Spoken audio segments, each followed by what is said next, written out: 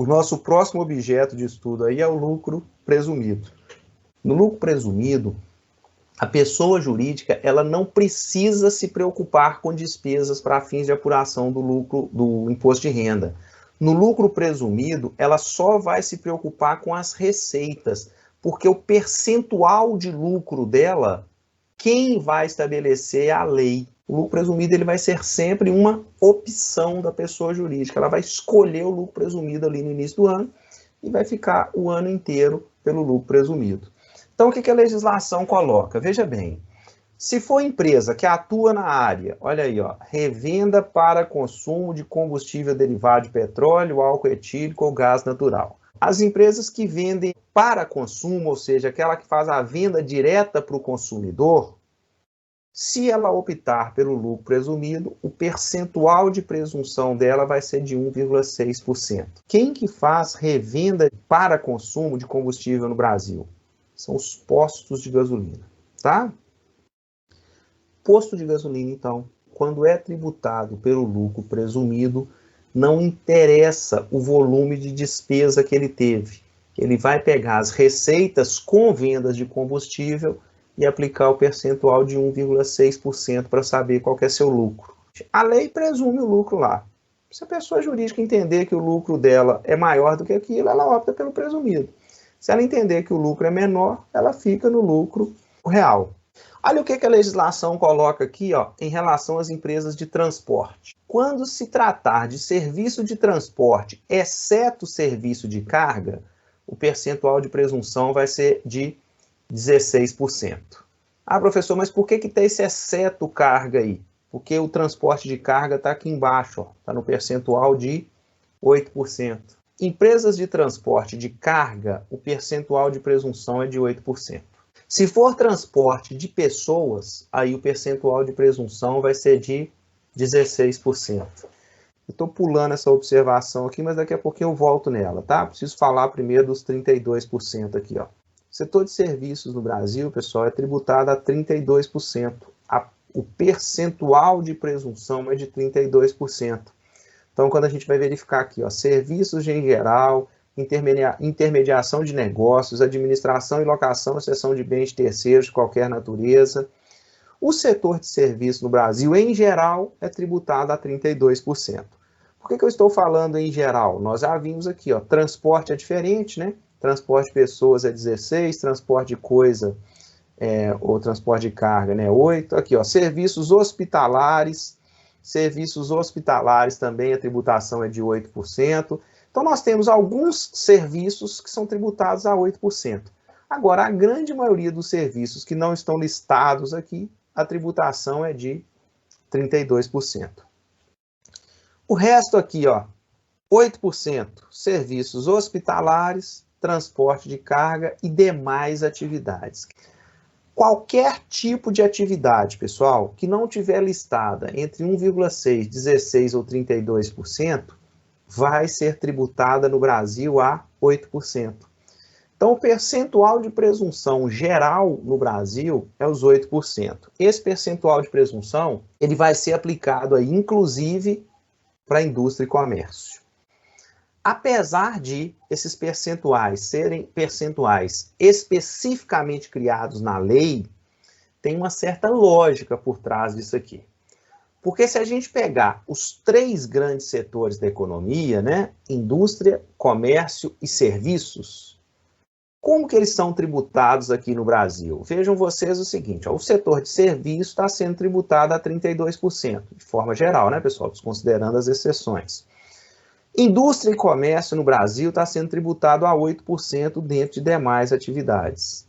Qual que é a lógica que está por trás disso? Bom, isso aí eu vejo claramente, porque veja bem, a indústria ela tem que comprar matéria-prima, produtos intermediários, produtos secundários, né, para industrializar esse produto e vender o seu produto final.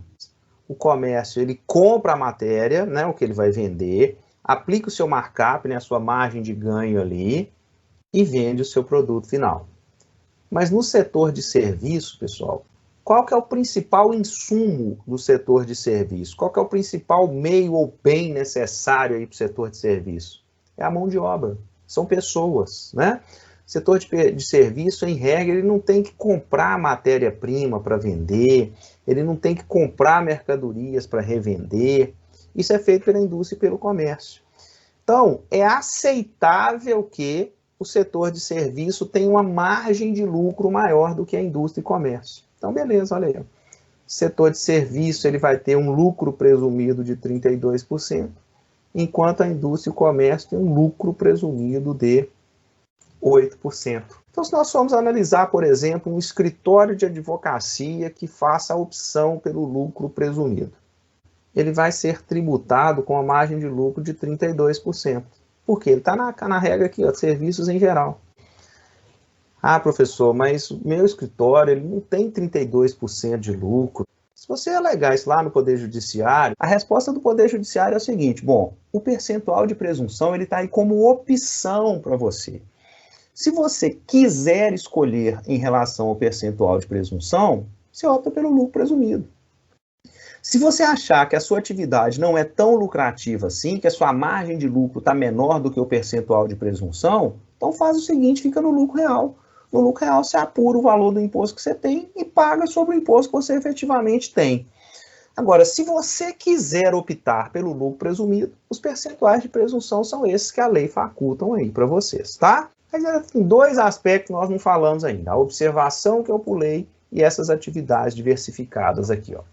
Vamos para essa observação aqui, pessoal. Veja bem, quando for uma pequena empresa de prestação de serviço, estou falando pequena, ó, porque ela tem que ter receita bruta de até 120 mil por ano, tá? Se ela tiver receita bruta de até 120 mil reais por ano e não for de profissão regulamentada, ao invés de pagar a 32%, ela vai pagar sobre 16%. É incentivo fiscal mesmo, tá, pessoal? Para aqueles pequenos prestadores de serviço que não sejam na área de profissões regulamentadas, eles podem ser tributados pelo lucro presumido a um percentual de 16% se eles tiverem rendimentos ou receita bruta anual de até 120 mil. Se a gente estiver analisando um escritório de advocacia, está começando, é pequeno, não tem receita ainda de 120 mil por mês e vai fazer opção pelo lucro presumido, quer ser tributado lá pelo lucro presumido. Ainda que a receita não chegue a 120 mil por ano, ele vai ter que ser tributado a 32%. Por quê? Porque 32% aqui é para serviços em geral. Os 16% somente se a profissão não for regulamentada.